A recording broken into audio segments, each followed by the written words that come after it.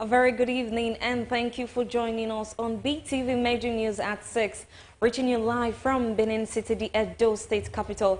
I am Evelyn Izibili and now to the news in details. Traders, commercial drivers and road users along the new Lagos Road have called on the Edo State government to construct a motor park where commercial drivers can safely drop off and park up passengers.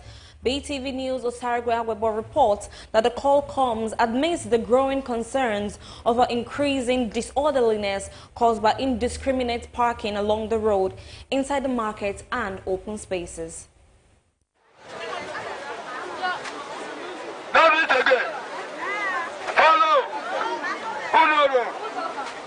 If you follow who know road, you are lost. You know the one you again. Give your life unto Master Jesus.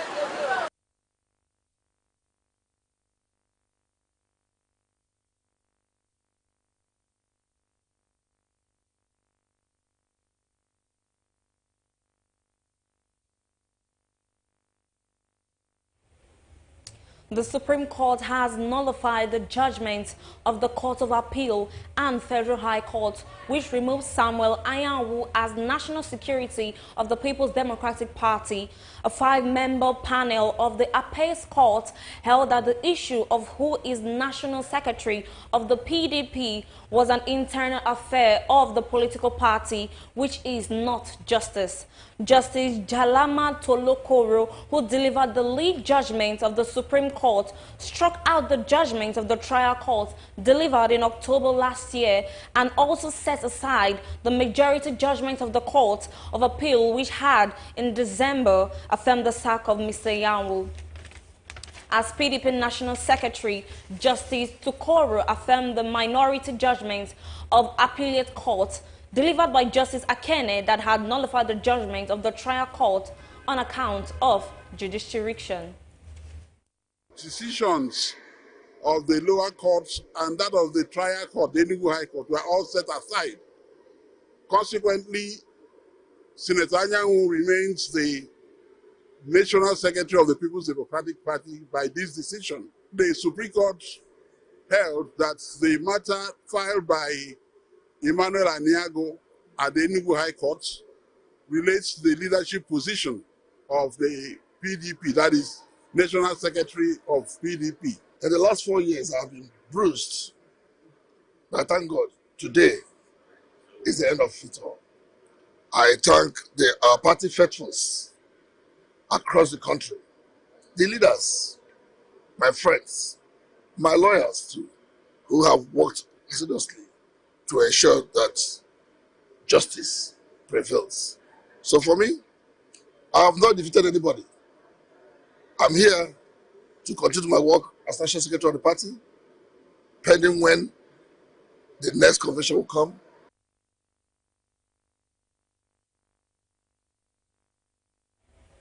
The People's Democratic Party says it has received the judgment of the Supreme Court that affirmed the issue of the party leadership position and is entirely an internal affair of the party, requiring only the party internal mechanism to which the court have no jurisdiction. The NWC says the judgment reaffirmed the standing position of the party and emphatically settles the emergence of Ude Okoye as substantive national security of the PDP, having been duly nominated and ratified in line with provisions of the PDP constitution as amended in 2017.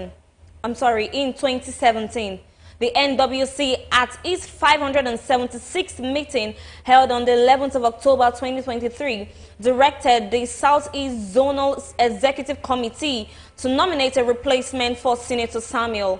Upon Senator Anoi's nomination as the governorship candidate of the PDP to contest the November 2023 governorship election in Imo State, the PDP commends the Supreme Court for upholding the principle of the supremacy of the party in the management of its internal affairs, describing it as victory for democracy.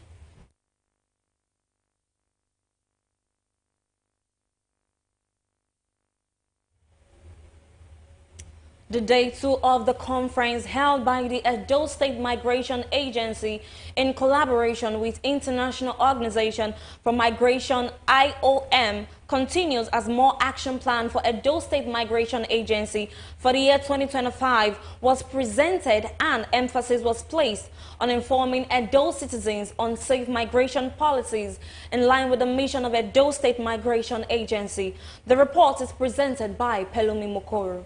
Anyone that is embracing that change, by the time 1, 2, 3, 4, 5 of them are removed from that circle, and you see that they are doing well somewhere, others will have a rethink.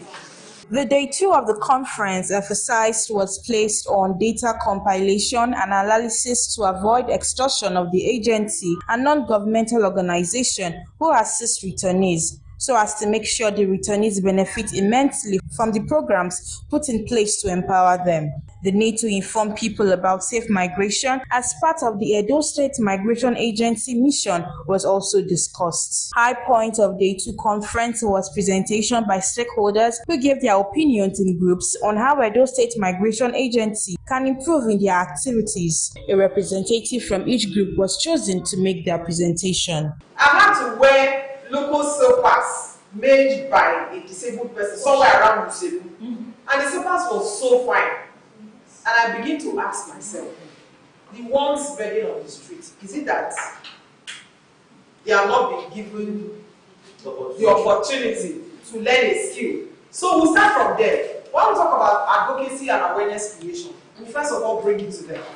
You understand? We'll take it to that quarter. Let people see their reaction if they are willing to change. We feel that there needs to be a strong accountability pathway for both those giving the funds to the returnees and the returnees to the government. We talked a lot about accountability, and I remembered someone saying that we as CSOs or NGOs need to be accountable ourselves. The challenge is for stakeholders to use the rule, the written rule for assessing migrants. Concerning migration, I believe that many people will not fall victims.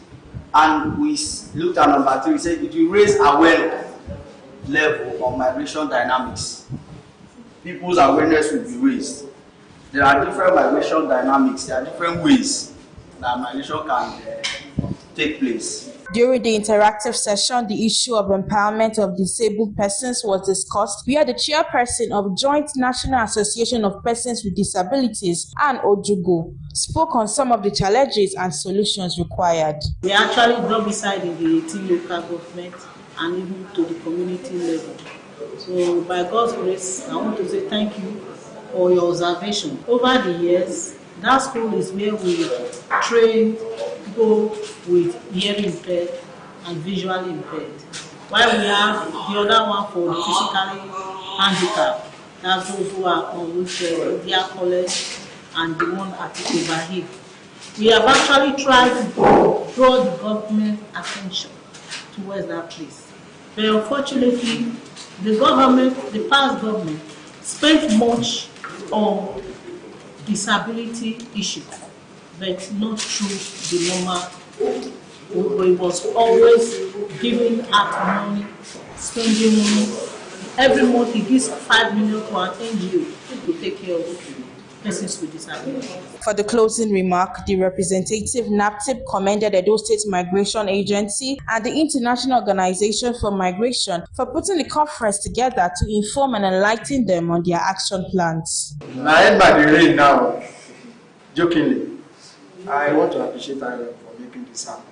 I also want to appreciate EDMA, Edo State Migration Agency, for bringing all who matters in the migration space and the trafficking space to do this for 2 days.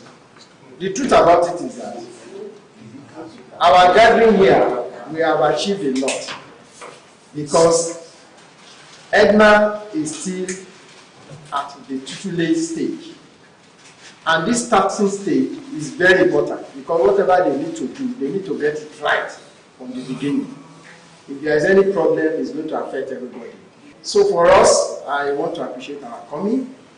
And as we have come in peace, we also go back in peace. Speaking with BeeTv News, some stakeholders, Barrister Oriaki Onome and Reverend Father Benedict Owugbemo thanked Edo State Migration Agency for informing them of their action plan and mentioned the impact the conference has on them. First and foremost, we want to thank EDMA for this opportunity to invite Justice Development and Peace Center and other CSO networks to be part of this meeting to strategize and plan on the way forward for migration in Edo State. It is a wonderful opportunity and a good idea that has brought us together, and we believe that moving forward, CSOs and EDMA will be able to work together to bring great results on the migration space in Edo State. So, well, these 2 days of meeting has been an impactful one. It's commendable. We want to thank EDMA for bringing stakeholders together to actually discuss on a roadmap, an action plan for the year, to know where they are headed. So I want to congratulate EDMA for this initiative and this innovation. Edo State Migration Agency is committed in their fight against irregular migration in Edo State. Welomi Mukoro reporting for BeeTv News. Some artisans and entrepreneurs in Benin City have said the major reason for the rapid adoption for solar energy in running businesses and operations is due its reliability and environmental benefits. BeeTv News' Osariwe Agwebo, who spoke with the artisans and entrepreneurs, reports that they said their solar energy system don't require electricity or fuel. All they need is the natural sunlight to generate power. So NEPA is no longer preferable, no? So that is it. Solar energy has become a major source of powering houses and businesses. Almost every roof you see has a solar panel on it, whether big or small, indicating the place runs on solar. In an interview with BeeTv News, some artisans and entrepreneurs revealed that the epileptic power supply from the electricity distribution company, coupled with the high cost of fueling generators, significantly led to the rapid adoption of solar energy. It says solar energy is reliable and has numerous environmental benefits, requiring only natural sunlight to generate power. Because of the country economy, one, and the high tariff in the hike in the electricity, so it's more economical.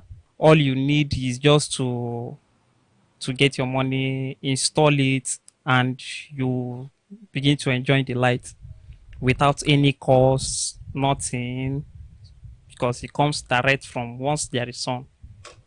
You are good to go. I'm enjoying it very, very okay and very affordable.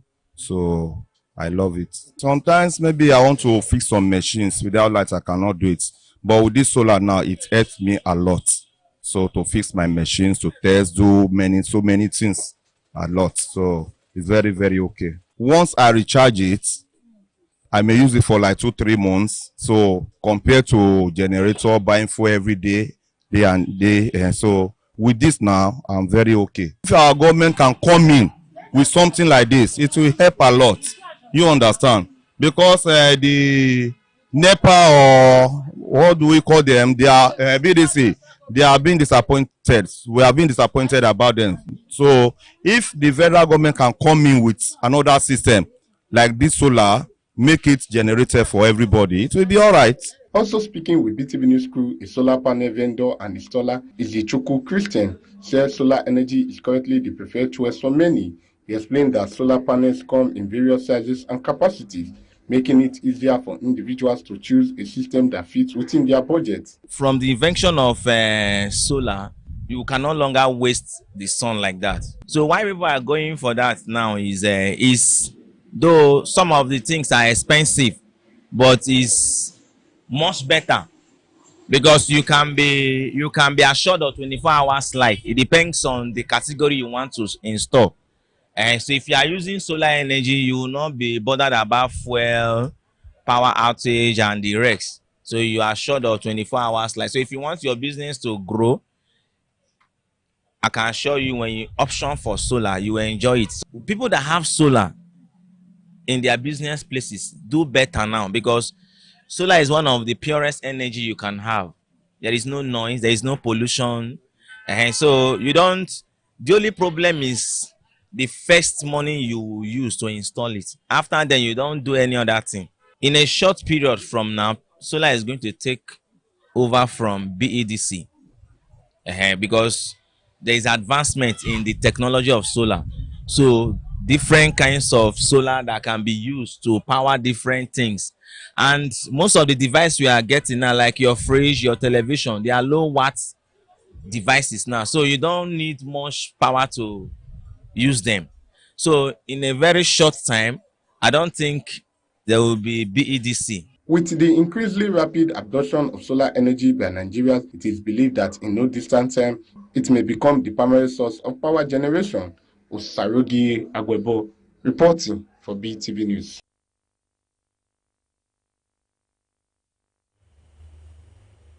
Small-scale business owners have appealed to the government to intervene in the present state of the economy as it is affecting sales and patronage of their various businesses.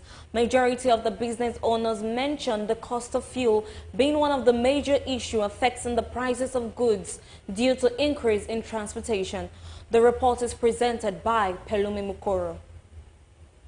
Small-scale businesses is typically a privately owned enterprise with minimal capital, limited employees, and localized operations, often focusing on services or goods with low entry costs and high demand. In Nigeria, small-scale business owners make up a good number of the economy as their services or goods are required by the average Nigerian. Small-scale businesses are vital for economic growth and community development, driving innovation, creating jobs, and fostering local participation. Speaking with BeeTv News, some small-scale business owners stated the cost of fuel is the major issue affecting them when it comes to doing business. Wait till they say 1,000, they don't increase and it can't be 1,500. Now if they thought they'll say fuel don't dear for where for they buy. So we not get choice than to buy. We still they support ourselves. What to do? The economy is going drain and drown. Our leaders are not doing it right. They are back setting up in the situation of the country right now, and we will try to talk to our leaders in one way or the other in social media and all that to try and boost up the economy of this country. They are giving us bad record in the society, like in other countries as large, because Nigeria is bigger than Ghana, but Ghana is doing well more than Nigeria as it stands right now. Nigeria is bigger than Burundi and other countries, but they are doing well in the economic at large. You understand? So Nigeria is not moving forward as it stands right now. Nigeria is not moving forward. It's a pity we have bad leaders that is not supporting that is not boosting the economy of this country right now. Who they buy things well before go do and you go load the things when they buy. Even some mothers, they don't feel afford food, afternoon food for their children. Before they eat 3 times in a day, but now it not be like that. We dey beg our president make he still help us adjust things. Poor people they suffer. We will not get before. We still they manage, but what of who not fit afford? Now that one we still they complain for. Make everybody they equally. Now we dey beg our president. Other small-scale business owners who sell clothes, shoes, and accessories appeal to the government to intervene in the current state of the economy, as most people are looking for what to eat and not worried about clothing. We be don't like ×3 of everything that we are doing. So the main thing is just the cost of fare and Weibi and all of that. So that's just the main thing. And actually the cost of goods, they are flying up like every blessed day. Transportation, cost of goods, like they're really affecting we that are doing small businesses. Just to bring goods before, like from this place not to be named before, Lagos to be named before, was 1,500. Now it's not 5,000 or 6,000, so it's too much. Small businesses are a significant source of employment, particularly in developing economies, offering opportunities to people from various backgrounds. Pelumi Mukoro reporting for BeeTv News. As the world marks National Teenager Day, Benin City residents are calling for a holistic approach to empowering teenagers. Speaking with BeeTv News, residents suggested integrating sports and life skills into school curricula to provide an inclusive education and skill acquisition programs. The report. National Teenager Day is a day set aside to celebrate the energy of teenagers admire their resilience in the face of challenges, and empower them to become active contributors in their communities. As the world marked this special day, respondents in Benin City have suggested that incorporating sports activities into school curricula, teaching life skills, and promoting quality time management are essential for teenage empowerment. Others highlighted the significance of education as a key empowerment tool, suggesting the establishment of programs that integrate skill acquisition and other empowerment initiatives. Sport development, let them develop sport. Then we engage the teenagers. For leadership matters a lot. Let them come back, let them go back to, those days we have what we call this religion studies, but we don't have it now. Let them go back to it. But the most important thing, education matters a lot, and let them involve them in sports. Like most of the times, some schools in Benin here, they don't have like sports, inter-house sports. They only have just study, and most kids, they want fun. So they can add that inter-house sports into those things, skills. Not just learning all the time. This kind of fun. See them more of inter-house sports, into sports, like things like that. What you can do there is today is their day. You need to equip them with hard work, like maybe tailoring, there or maybe those ones that don't have money to go to school. Then maybe they prefer learning hard work, maybe like tailoring, all those things. Some residents noted that not all teenagers are inclined toward academic pursuits. They propose distributing skill acquisition programs to cater to different interests and abilities. Gifts Uwagbo reporting for BeeTv News. Many in the society are of the belief that the system of saving is one that is critical and should be taken seriously by individuals in the society due to its importance. Residents listed reasons why the act of saving is essential to ensure a secured future. BeeTv News' Gloria Sisiramin has the report.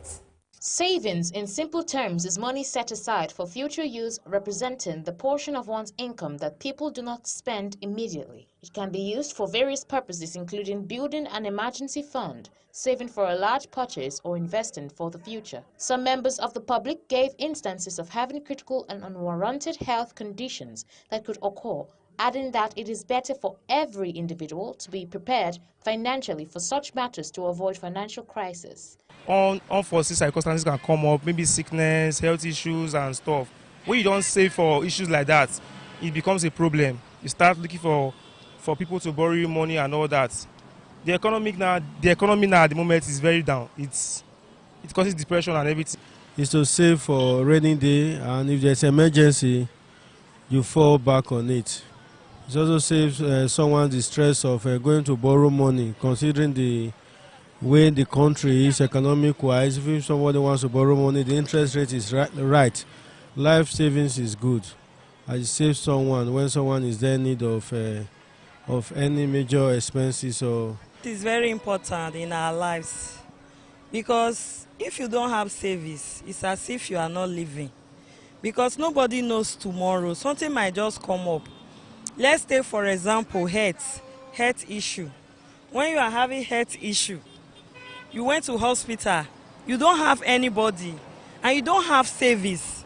If maybe you have properties or you have other things which can give you very big money, at that particular time, you cannot see that money. You will not be able to see buyer immediately that will buy that thing, and you will now use that to solve your problem. So you can see that savings is very important. When savings, you have money in your bank, you just call your bank or you just make transfer, and that's an issue will be solved. Others added that due to the difficulty in the country's economy, it would be better to have a personal savings that one can fall back to when the need arises, to avoid putting pressure on others whom are also feeling the heat of the economy. They also stated that saving for investments and for the purpose of future use is well reasonable, and advised those whom have not started taking this system seriously to start now. People that are saving their own money for issues maybe to build up a house for health stuff and other things, and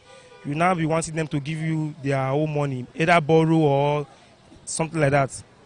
So where you have a life savings, you know, a plan, have a plan, it becomes easy for you. And you save for your children, that you can make them not to poor, not to just day idleness like that. So that that's why sometimes it's good for safe or rainy days. Not that when you have something happens, we are running scatter. You wanted to go and buy something or wanted to go and do that thing, but it's not fair in that way. It's good that you say something, you have something doing at hand, so that anytime you have something to do, you do in a genuine way. No need to come and borrow or something, other things. So when you have savings, it's like you are already laying treasures somewhere. And the Christian will say, yes, I have my faith in God, I'm laying my treasure in heaven, because they know that that's where they are going to rest. So savings is another means of you having an other part of your life being again. So it's important as an individual. Engaging in savings would help reduce the rate of poverty and hardship in the society. Glorious Isiramen reporting for BeeTv News. Mental health is an essential part of the human well-being, yet many people struggle with how to prioritize it in their daily lives.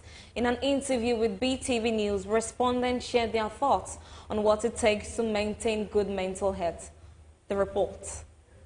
Respondents have emphasized the importance of having a counselor or someone they can talk to, as opening up about struggles helps to relieve stress and gain clarity. Others highlighted the role of faith, stating that putting God first and reading the Word of God provides strength and peace. Speak based on mental health. As possible, I try to stay away from toxic people, and I try to set myself aside from too much of crowd. Because being around people, you get to see different kind of characters and behavior. So, prioritizing my mental health, I got to stay a lot of people. I'm much on an introvert person, more like an extrovert person. So, I'm always inside, and I'm the type of person that, should I use the word, I'm a strong Christian. So, by prioritizing my mental health, I study the Word of God, and that's just. I prioritize my mental health by visiting a guidance and counseling. I can prioritize my mental health by making my self-esteem to be high, my confidence to be high. Additionally, maintaining physical health was also seen as essential. Respondents pointed out that keeping fit and eating a balanced diet contribute to both physical and mental well-being. Financial stability was another crucial factor, as they stressed the importance of living within one's means to avoid unnecessary stress and anxiety. When you are fit to do anything like sports, as in you gym, every morning you do gym, you run, as in you make sure you are in a healthy condition. So it will free you from having mental problems. Have good sleep, maximum of 8 hours sleep, and more so a diet food. Eat good diet, and also with the present condition we are facing right now in Nigeria, you just have to cut your coat according to your size. That's my opinion. That's all I can say for now. Sleep well, eat good diet. Experts agree that prioritizing mental health requires a holistic approach, combining emotional support, spiritual grounding, healthy living, and financial wisdom. By making conscious efforts in these areas, individuals can create a healthier, more balanced life. Gifts Uwagbo reporting for BeeTv News. Minister of Solid Mineral Development says 98 mining sites have been recovered from illegal mining. Dele Alake disclosed that those behind illegal mining cut across all walks of life. It's 1 year since mining marshals were introduced to core activities of illegal miners in the country. The mining marshals have made significant achievements, including the arrest of 327 suspects. About 327 suspects of illegal miners have been arrested across the nation. And as I speak to you, over 143 are currently subjudiced, undergoing prosecution. We observe strictly the provisions of the law. We respect the Administration of Criminal Justice Act 2015. we respect our standard operating procedure, we respect our mother law, the Constitution of the Federal Republic of Nigeria. The Marshals, 2,670 strong men, are faced with enormous challenges. Minister of Solid Minerals and Development charges them to brace up for more work. The gravity of illegal mining worsened with the emergence of companies which collaborate with individual miners to perpetrate this evil. While individual miners or legal miners are unable to excavate very deeply due to the limitations of equipment and finance, corporate collaborators encourage deeper excavation and scale up this illegality. Illegal mining presents a challenge for the country, and the government, through the Ministry of Solid Mineral Development, is tackling its head on applying kinetic and non-kinetic methods. The mining marshals have recorded similar success stories by restoring sites of Ghana Mining Limited, covering about 72 cadastral units of 14.4 kilometers in Kuje Federal Capital Territory.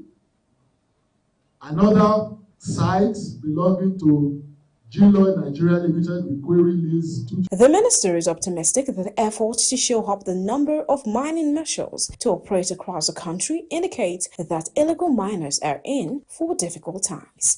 Soher Osemegi reporting for BeeTv News. In its quest to tackle rising cases of kidnapping and other crimes, the Ondo State Command of Amotekun has arrested 58 suspected criminals that have been terrorized in the state. In the past 1 month, with kidnapping rearing its ugly head again in the southwest states, about 15 persons have been kidnapped in the past 2 weeks, including some people identified as survivors. The rising cases of kidnapping and killing of farmers by others have ignited protests by residents of some communities.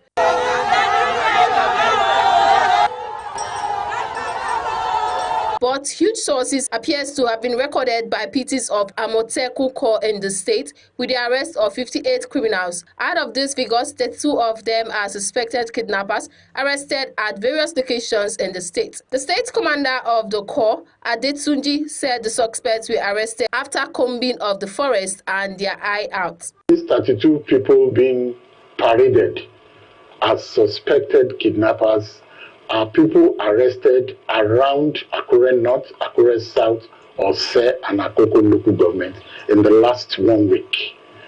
They were smoothed out of the forests. All of them were smoothed out of the forest reserve areas of the state. Leaders of the communities in the state have pledged their readiness to collaborate to make the state peaceful. The meeting we had this morning with the commandant of Amotekun, we've assured him we are going to work closely with the security agency in the state to fish out the bad eggs among us, because this insecurity has been going out of hands. And inshallah, we are assuring the people of the state will go back to its normality as the most peaceful state in the nation. We just finished meeting with the commander of Amotekun, and we give our word to work to see that there's no any crime or repeated crime again that happen.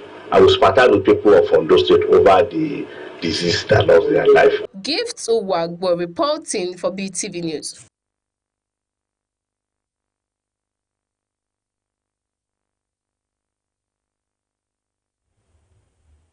Protection of human rights is a major concern as security agencies enforce the state of emergency in Rivers State as it fine-tunes operational strategies.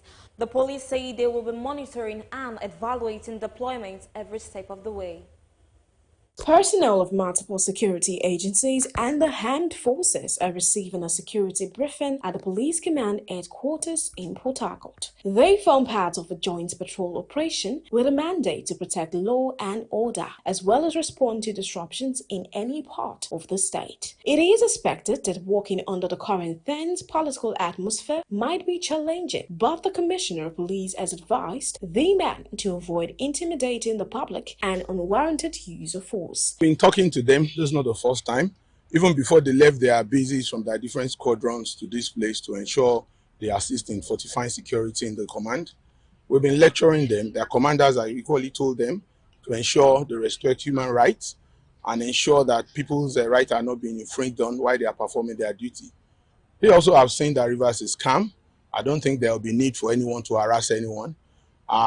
Teams are also out. The ex-squad and monitoring teams are out to check the men on their duties. My AC ops, DC ops are equally out. I'm equally going out myself to check them and make sure they're doing the right thing. So I believe they will be civil to members of the public and do what is needed for them to do. The police demands caution and restraint by security personnel, but warns that any breach of peace will be met with the full force of the law. Likely troublemakers, I want to tell you that Rivers State is not for them. We are well prepared. For those who feel they want to make trouble, we are ready. But I believe Rivers people are peaceful and they will not raise any ugly head for us to have any cause to have any issue with anybody. Mobile police reinforcement were deployed from Delta, Imo, and Bayelsa states. They will be visible in key locations such as government infrastructure and strategic public areas. Soher Osemegi reporting for BeeTv News. The governor of Ondo State, Lucky Ayedatiwa, has inspected some completed and ongoing road construction and rehabilitation projects across Akure, the state capital. Assessing the level of work done on some of the projects, Governor Ayedatiwa was welcomed with cheers from residents of the state. BeeTv News' Pelomo Mikoro has more. Governor Lucky Ayedatiwa is on an inspection tour of some of the ongoing road projects in Akure, the state capital. The governor was accompanied by 12 government officials from the State Ministry of Infrastructure and Housing. Some of the rehabilitation and asphalt overlay project sites visited by Governor Ayedatiwa included Iloro Owe Akala Road, Iro Odokbetu Road, Alafitayo Odole Odio Lowo Road, which are all nearing completion. He also inspected the ongoing order and roads as well as the Shagari Onyearu Bulem flyover project, assuring residents of the timely completion. The governor expressed satisfaction with the quality of work being done to improve road infrastructure across the 3 senatorial districts of the state. To complete all the projects that were commenced by the late governor during the last administration. This is one of the roads about 10 kilometers or 8 point something kilometers if I'm not mistaken. 8.1 kilometers. The contractor is still on site. Before now it was as if they were out of sight, abandoned. To further encourage the contractor to speed up the work so that they can complete this project on time. And they have promised that they will speed up the work so that the people can have a very good road for them to drive on. We've gone to Kero, we've been to Odopitu. Virtually all the corners and axes of Akure have been touched. Governor Ayedatiwa infrastructure development remains a priority for his administration. Pelomi Mukoro reporting for BeeTv News. Disabilities can be physical, sensory, cognitive, intellectual, mental, or a combination thereof, and can be present from birth or acquired later in life. Some in the society are of the belief that this condition is not a justified prerequisite to be completely inactive in the society, stating several reasons. BeeTv News' Glorious Isirimin has the...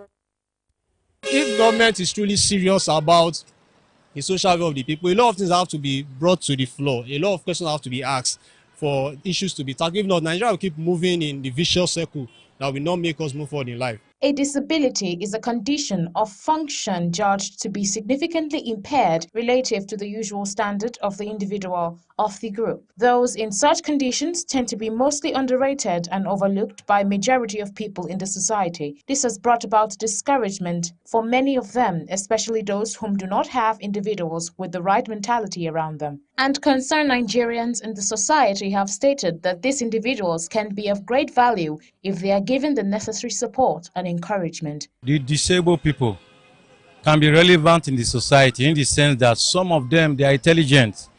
If they give them the opportunity to exercise their talent, they will be relevant to the society. It is not a license, but they need to be helped. Do you understand? If there is no help for them, if there is no form of empowerment assistance, there is nothing they can do really. Do you understand? What kind of empowerment do government give out to people in the society? If they don't give them, share it among their party members, sewing machine, blender, and all of that. They don't take cognizance of those that are actually down the ladder of the society, those that are actually suffering. They don't do that. Do you understand? So at the end of the day, it's something they share within their party members, empowering themselves. Or sometimes they just share money and say they are empowering themselves. They should need to be jig into the meaning of empowerment. Some said that being disabled is not an excuse to stay idle and unproductive to the society, citing instances of those that are much involved in different trades, even in their conditions. A respondent added that all human beings are important and can make meaning out of life as long as there is still breath in them. I mean, they can do something, but not in every aspect, I guess, yeah. Because a disabled, maybe a blind person cannot actually lead a group of people, you understand? So they can do something maybe in their own way, but I don't know. A lot of disabled people are actually doing something for themselves, you know? Even around this area, you see some disabled people hawking, you know, they are still selling, yeah, but I mean, they are still doing something for themselves. It's not an excuse for someone to be idle, I guess. Members of the public said that regardless of the condition they might be in, they still possess abilities and talents that can be of benefit to the society if only they are discovered, assisted, and trained. They further called on the government and other privileged personalities in the society to intentionally invest in them by putting more systems in place to see to their development and fulfillment in life, making them relevant in the society. I actually have a friend who is a coordinator in the School of the Blind. For me, I would say they have really actually contributed immensely to the society at large. And there are some persons who are blind and disabled with their disabilities. They are unskilled. They are oriented with different skills to help reach out to those persons who actually want those skills in the society. For the fact that someone is living with disability is not enough reason for the person to be a liability. If our resources are duly used, all right, I think a lot of these problems will not be, will not be prevalent in our society. So if people that are not living with disability are still roaming about with helplessness, how much more those that are actually living with disability? What then do you say about them? So that is actually a big question for the government to answer. The government should contribute their own quota to them by helping them. And some of those individuals that are very rich, they can help them to become relevant to the society. For me, it's a welcome development if the government of the day actually get to invest in these people with disabilities. I mean, giving them more orientations, giving them more chances to be part in government. And I think that's the best for what could happen. Disability does not mean or warrant dejection if the right support is given. Glorious Isiramen reporting for BeeTv News.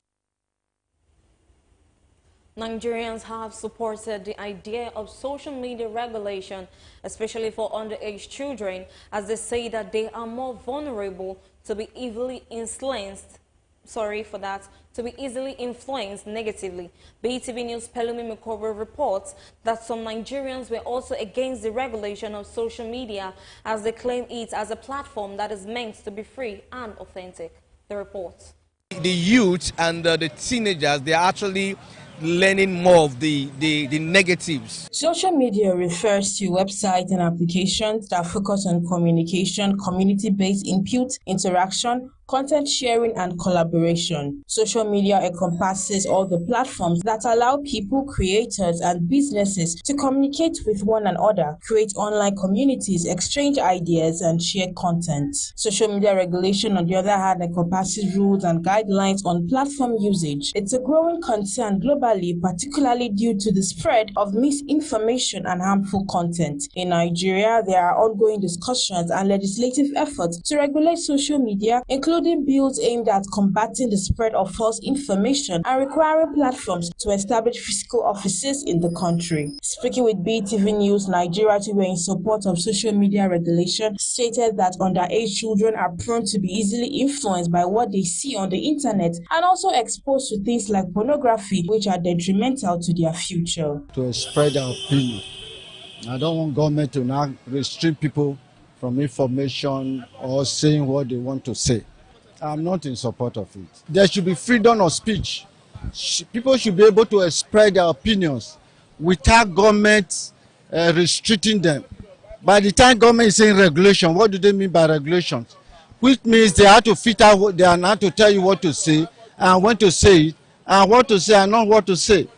That is just all. Especially for the younger ones, younger generation, the Gen Z generation, you find that most of the things children learn these days, they learn it from the internet. It's not regulated. A child of 17, less than a teenager, having access to, porn and all of those are where the places they learn social, devices and all of that. So I think it should be regulated. Some country doesn't have Facebook and the likes, other YouTube channel and all of those, channels. So I think if they can, I'm not saying they should scrap it, but let it be, because it also have its own advantages. Yeah, there's so many things like the AI app. There's so many things you can use to develop content and all of that. Other respondents who were against social media regulation stated how social media is a medium to get raw, undiluted and unfiltered information, which is a breath of fresh air, and regulating it means no unfiltered truth and information could be gotten. Because of the abuse, the level of abuse on social media, and the way people do things, some even become some pose their nakedness to that extent, some do use it as a means of blackmailing others. So I believe these are just the two reasons why I suggest there should be a regulation. Yes. The kind of platform that the whole truth is out, nothing is regulated. So you say you want to limit the access to social media is I don't think it's right. So I say no to that. I do not support it and I'm totally against it. Others communication stations, they can control that. But for social media, they should allow social media to be free. Because if they are restricted, certain informations you can get on social media, you will not be able to get it. But when they are free, people are free to post anything they want to post. Then you are able to get vital information that you need to do things. Social media platforms have a significant impact on public discourse on different issues. Balumi Mukoro reporting for BeeTv News. Nigerians have voiced their opinion concerning court weddings and its effects in our society at large. While some drum support for it, others have also mentioned its negative impact on marriages and advised against it. BeeTv News' Pelumi Mikoro has more. A court wedding is a legal marriage between two people that takes place in a court of law or marriage registry under the Nigerian law. It is a secular ceremony that focuses on the legal aspect of marriage and does not involve religious elements. Apart from marriage by law, Nigeria still practice customary law where the intending husband will pay bride price and the family will then pronounce the man, husband and wife and release the bride to the groom. Speaking with BeeTv News, some Nigerians gave the benefit of court wedding, saying it prevents men from marrying a second wife legally, and this ensures faithfulness in the marriage and also protects the rights of the children. Court marriage is something that's supposed to be very, very necessary. Like, if you are okay with it, you can actually go for it. And depending on the partner you are getting married to, and that just not something that you should just like, okay, this is a do or die affair. No. It should be something that you and your partner should actually talk about, sit and talk about, and decide if you actually want to do a court wedding or not. But if people don't agree, that shouldn't be the reason why your wedding shouldn't take place. Lad, if we agree on the court marriage, we will do it. But if we are not allowed, maybe the marriage, you can. At first, you look at your marriage first, if it will work well or not. But if you see the husband is somehow doing something, then you can say, okay, let's do the court marriage. That will give you more rights to hold on in, and anything that he does, you know that the court is aware of your marriage. You can go to court and do whatever you want to do. Other respondents against court marriage stated that it's not part of the tradition as Africans, as it gives women too much leverage and makes them less inclined to keep their home. While others mentioned that women may take advantage of it to rip their husbands of their possessions during divorce. We should go back to our traditional marriage, which is very, very good. He's talking about this court wedding that you see right now. It's making our women not to be submissive. They want to raise shoulder with men, which is very, very bad. God has actually created man to be the head. That's God's making. may be somehow jealous, because through that period it might say let's divorce, let's do this, let's do that, and maybe the man do not plan for this thing. So because of the pressure of the wife, you might say let's divorce, and the man will just say I want to leave. So for me, I don't want it. Other respondents against court marriage stated that it's not part of the tradition as Africans, as it gives women too much leverage and makes them less inclined to keep their home, while others mentioned that women may take advantage of it to rip their husbands of their possessions during divorce.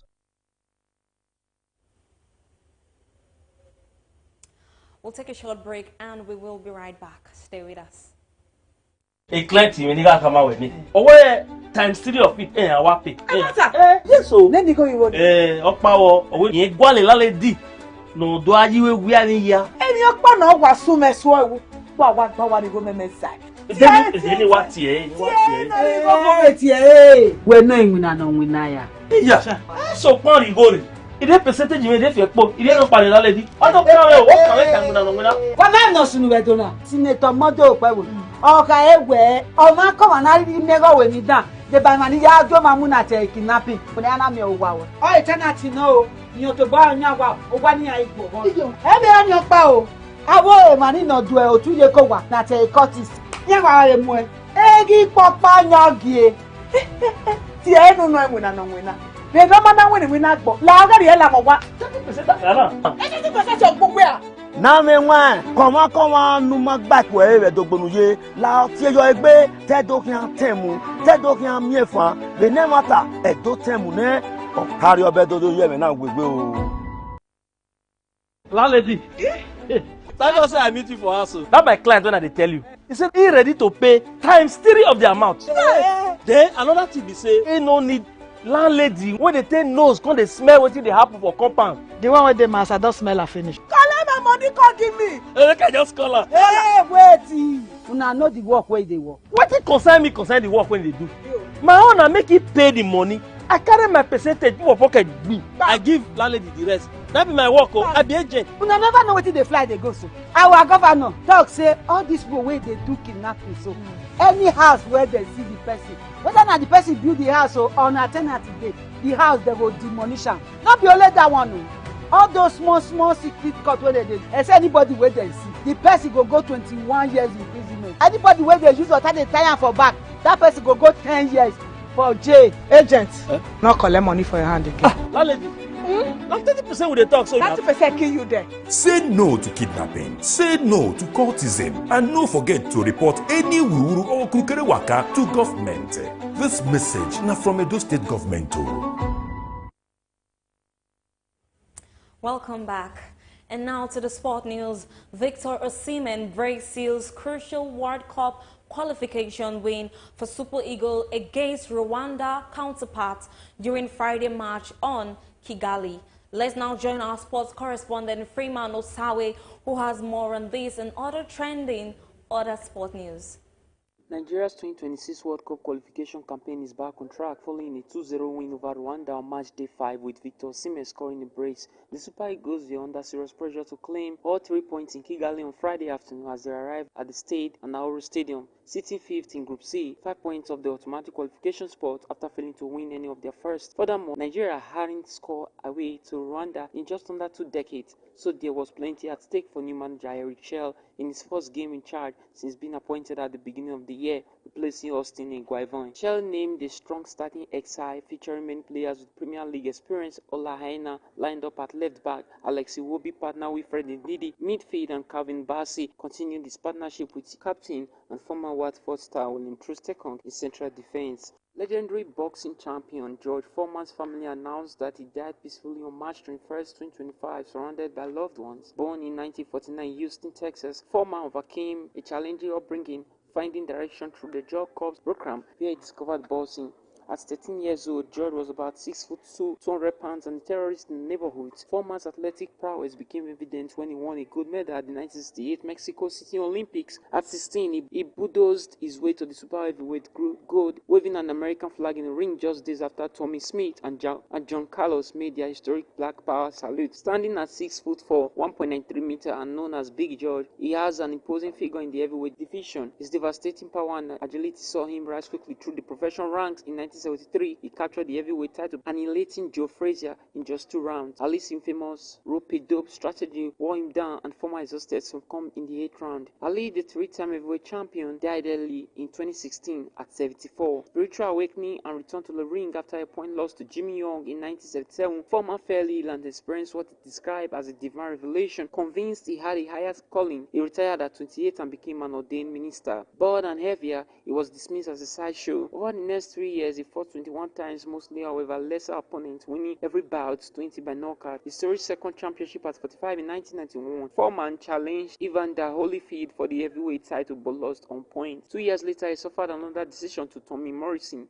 However, in November 1994, wearing the same shot he had done 20 years earlier against Ali, Foreman shocked the world. Trailing badly, he knocked out Mike Mura in the 10th round to reclaim the heavyweight championship at 45 years and 299 days old, making him the oldest heavyweight champion in history. Manchester United are reportedly determined to fight off competition from Manchester City to land Crystal Palace midfielder Adam Wharton during the upcoming summer transfer window. Wharton has established himself as one of the Premier League's most talented youngsters since his arrival from Blackburn Rovers last year, and he was even included in England's squad for 2024 European Championship after a stellar start to life at Selhurst Park. However, Man United and Man City have also been heavily linked to the move for Wharton, and they are set to battle for his signature when the 2024-2025 campaign concludes. The Manchester Giants both view Wharton as a player with the potential to become the next Declan Rice, although Palace could reportedly demand a transfer fee in excess of 80 million euros as they took to retain the Englishman's services. And that's it on Sport News tonight. Freeman Osawe reporting for BeeTv News. Landlady, thank God say I meet you for house. That my client when I tell you. He said he ready to pay times 3 of the amount. Yeah. Then another thing be say he no need landlady when they take nose come they smell wetin dey happen for compound. The one with the mass, I don't smell her finish. Collect my money, come give me. Make I just call her. Hey, wait. Una know the work where they work. Wetin concern the work when they do? My own na make it pay the money. I carry my percentage put for pocket me. I give landlady the rest. That be my work. Oh, I be agent. Una never know wetin dey fly dey go so. Our governor talk say all this people wey dey do kidnapping so. Any house where they see the person, whether na the person build the house or on alternative day, the house they go demolish am. Not be only that one o. All those small secret court wey they except anybody wey they see, the person go 21 years imprisonment. Anybody wey they use water dey tie am for back, that person go 10 years for jail. Agent, not collect money for your hand again. Landlady, na 30% we dey talk so. 30% kill you there. Say no to kidnapping, say no to cultism, and no forget to report any wuru or krukere waka to government. This message na from Edo State Government too.